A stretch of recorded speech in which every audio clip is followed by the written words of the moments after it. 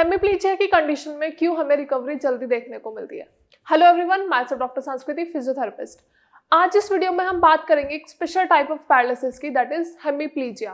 Paralysis की अगर हम बात करें तो बहुत सारे टाइप्स होते हैं, जहां आपकी पूरी बॉडी भी पैरालाइज्ड होती है, जहां आपकी एक साइड की बॉडी पैरालाइज्ड होती है फुल्ली, या फिर एक ऐसा भी केस होता है कि जहाँ पे आपकी बॉडी में सिर्फ वीकनेस हो रही होती है, या फिर आपका कोई एक पैर है या फिर कोई एक हाथ है वो वीक हो रहा है, या आपके पूरे फेस पे पैरालिसिस हो गया है। लेकिन आज की वीडियो में हम पर्टिकुलरली हेमिप्लीजिया के बारे में बात करेंगे। मतलब हेमिप्लीजिया एक वो कंडीशन है पैरालिसिस की जहाँ पे आपकी half of the body paralysed होती है। हाफ ऑफ द बॉडी मतलब या तो राइट या फिर लेफ्ट। एंड स्पेशली जरूरी नहीं है कि हर बार सिम्टम्स आपके फेस पे भी आए। कुछ ऐसे केसेस होते हैं जहाँ हेमिप्लीजिया की कंडीशन में हमारे फेस पे भी डेविएशंस देखने को मिलती है। अब हम बात करते हैं हेमिप्लीजिया की कंडीशन में पेशेंट्स क्यों जल्दी रिकवर कर जाते हैं। अब आप आइडियली एक डिफरेंस समझो। एक पेशेंट है जो क्वाड्रिप्लीजिया का है, मतलब उसके चारों हाथ पैर मतलब फुल बॉडी पैरालाइज्ड है, और एक पेशेंट है जो हेमिप्लीजिया कंडीशन का है, मतलब उसकी half of the body paralysed है। अब आप खुद से ये समझ सकते हो कि एक पेशेंट जो फुल्ली पैरालाइज्ड है, क्या उसकी रिकवरी जल्दी हो पाएगी, या फिर एक पेशेंट जो हेमिप्लीजिया कंडीशन में है उसकी रिकवरी जल्दी हो पाएगी।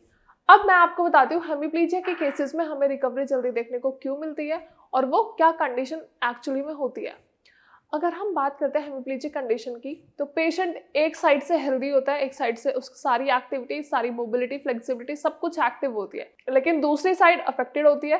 पैरालिसिस का बहुत ज़्यादा इफेक्ट वहाँ पे आ चुका होता है, आप कोई मूवमेंट नहीं कर पाते हो, आप उस साइड से चल उठ नहीं पाते हो और ना आप करवट ले सकते हो। लेकिन यहाँ पे हमारे पास एक प्लस पॉइंट ये होता है कि आपकी एक साइड की बॉडी एक्टिव है, तो आप उस साइड की बॉडी से अपनी अफेक्टेड साइड की बॉडी को हेल्प कर सकते हो, मसल्स रीएजुकेट कर सकती हैं। अब होता क्या है, आइडियली जब भी हम एक्सरसाइज कर रहे हैं तो हमारा फोकस या फिर थेरेपिस्ट का फोकस कहाँ होता है कि जो अफेक्टेड साइड है सिर्फ वहां पे ध्यान दो। लेकिन उस चीज में हम ये भूल जाते हैं जो आपकी नॉन अफेक्टेड साइड है, मतलब जो आपकी हेल्दी साइड है, उसको भी तो स्ट्रेंथनिंग की जरूरत है, क्योंकि अल्टीमेटली आपकी बॉडी सिर्फ आपके एक हिस्से पे चल रही है। मतलब जितनी भी एक्टिविटीज हो रही है, जितनी भी आप मूवमेंट्स कर रहे हो, वॉकिंग कर रहे हो, वो सारी की सारी मूवमेंट सिर्फ आपकी एक साइड से हो रही होती है। तो उस एक साइड को ये जरूरत है कि हम बहुत ज्यादा उसकी स्ट्रेंथनिंग करें, उसकी इंड्योरेंस बढ़ाएं, उसकी मोबिलिटी और ज्यादा बढ़ाएं, क्योंकि जौन सी साइड हमारी हेमिप्लीजिया कंडीशन में है वो तो ऑलरेडी वीकनेस में है, वहां पे तो कोई मूवमेंट है ही नहीं। इसीलिए जरूरी ये हो जाता है कि जब भी हम एक्सरसाइज परफॉर्म करें तो हम दोनों साइड की परफॉर्म करें। और यही रीजन है कि हेमिप्लीजिया की कंडीशन में हमें रिकवरी जल्दी देखने को मिलती है, क्योंकि हमारी अफेक्टेड साइड की जो बॉडी होती है उसको हमेशा सपोर्ट करती है नॉन अफेक्टेड साइड।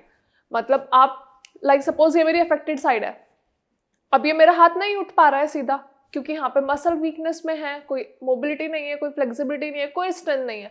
लेकिन जो मेरी हेल्दी साइड है, मैं उससे क्या कर सकती हूँ, उससे सपोर्ट ले सकती हूँ, लाइक दिस। मैं उसके सपोर्ट से ये हाथ ऊपर उठा सकती हूँ। तो ये हमारे पास एक प्लस पॉइंट है जो हमें बाकी पैरालिसिस में देखने को नहीं मिलता है, स्पेशली क्वाड्रिप्लीजिया में, क्योंकि हमारे दोनों हैंड्स में वीक होते हैं।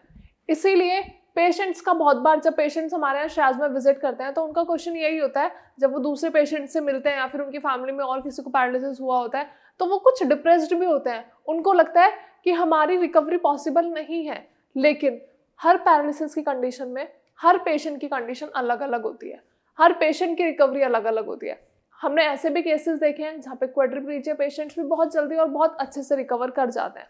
लेकिन सिर्फ आपको करना क्या है, आपको केयरफुली और फुल मोटिवेशन के साथ अपनी एक्सरसाइजेस परफॉर्म करनी है, अपनी डाइट पे ध्यान देना है और अपनी मेडिकेशंस लेनी है। क्योंकि अगर हम बात करें रिकवरी की तो जनरली क्या हमें एक्सरसाइजेस परफॉर्म करनी होती है, हमें मेडिकेशंस लेनी होती है और हमें चलना है, उठना है, अपनी एक्टिविटीज जितना ज़्यादा हम इन्वॉल्व हो सकते हैं उतना ज़्यादा खुद को करना होता है। मतलब हमें फंक्शनली एक्टिव एक्सरसाइजेस परफॉर्म करनी होती है जो हम डेली लाइफ में करते हैं, या फिर जो हम पहले कर देते हैं। जैसे हम चाय पी रहे हैं तो हमें खुद से कोशिश करनी है कि हमें अपना कप उठाना है, अपना मग उठाना है, लाइक हेयर कॉम्ब कर रहे हैं या फिर कुछ भी काम ऐसा कर रहे हैं जो हम पहले भी करते थे, तो वो एक्टिविटीज से हमें शुरू करना है। जरूरी नहीं है आप हार्ड टफ एक्सरसाइजेस करो, आप बेसिक एक्सरसाइजेस से स्टार्ट करो। अपना सामान उठाने की कोशिश करो, सामान रखने की कोशिश करो, या फिर हिलाने की, सामान को अपनी जगह से हिलाने की कोशिश करो।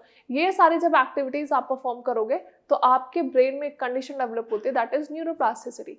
वो ऑल्दो आपके फर्स्ट 6 मंथ्स में हो रही होती है, लेकिन उसके बाद वो प्रोसेस कहीं ना कहीं रुक जाता है। तो इसीलिए जरूरी है और इसीलिए कहा जाता है कि हेमिप्लीजिया के पेशेंट्स बहुत जल्दी रिकवर कर जाते हैं, क्योंकि उनकी एक साइड की बॉडी हमेशा उन्हें सपोर्ट कर रही होती है, एक साइड की बॉडी हमेशा हेल्दी रहती है, हमेशा एक्टिव रहती है, तो वो दूसरे साइड की बॉडी को हमेशा सपोर्ट देती है, मूवमेंट्स कराने में हेल्प करती है और हमारी सारी एक्सरसाइजेस अच्छे से परफॉर्म हो रही होती है।